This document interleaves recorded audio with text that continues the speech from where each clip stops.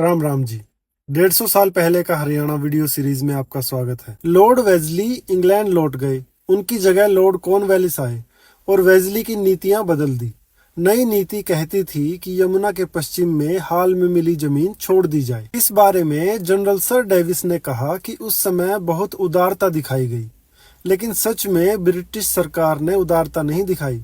अंग्रेज मानते थे कि यमुना पार की जमीन उनके लिए बोझ है। जींद, कैथल, लाडवा, थानेसर, शामगढ़ के राजा और कुंजपुरा के नवाब, उन्हें वही जमीनें दी गई जो वे मराठों से संधि के तहत रखते थे, सिवाय लाडवा के महाराज जिनसे करनाल ले लिया गया था। जींद को दी गई जमीन में आता था एरिया गोहाना, गांव सेरा, माजरा जटान, बाल जटान, बड़ा, धर्मगढ़, मुराना। जींद और कैथल को साथ में दिया गया बड़सत और फरीदपुर। कुंजपुरा के नवाब को दिए गए ऊंचा सिवाना, रैनपुरा, रांवर, कंबोपुरा, कैलाश, मंगलपुरा, पीपलवाली। लंबरदार जो गांव के मुखिया होते थे, जो टैक्स जमा करने और प्रशासन में मदद करते थे, सरकार उन्हें भत्ता देती थी। लेकिन इस बार लंबरदारों का भत्ता, जो कि टैक्स का एक छोटा हिस्सा था, वो अब सरकार के पास चला गया। 1857 में पानीपत में बगावत फैल रही थी।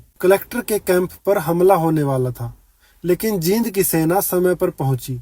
उन्होंने तोप शहर पर तानी और हमला टल गया। कुछ लोग बंधक बने, कुछ को फांसी दी गई। दरगाह की जो पेंशन 1950 रुपए थी, वो घटाकर 1000 रुपए सालाना कर दी गई। नर्दक क्षेत्र के लोग टैक्स नहीं देना चाहते थे। कैप्टन मैकिनली तोपों और फौज के साथ गए और पहला हमला हुआ बड़े जाट गांव बड़ा पर। ऊपरी नर्दक के हर गांव में लोग मारे गए थे और घायल हुए थे। अंग्रेजी इतिहासकार लिखते हैं कि बड़ा के लोग बाद में सुधरे और मुनक को काबू करने में मदद की। उस समय जुलमाना गांव ने तुरंत आत्मसमर्पण कर दिया। असंध के लोग जंगलों में भाग गए। गांव पर तोपों से गोलाबारी हुई।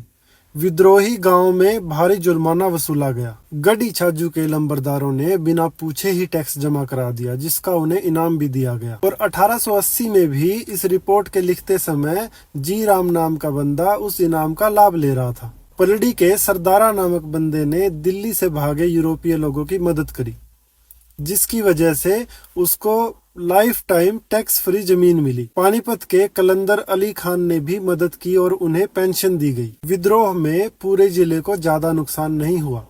सरकारी खजाना और रिकॉर्ड सुरक्षित रहे। 1858 में सिखों के समय बने कई गांव और किले ढा दिए गए। तो ये थी पूरी कहानी उस दौर की। अगर आपको भी इतिहास में झांकना अच्छा लगता है तो जुड़े रहिए मेरे साथ।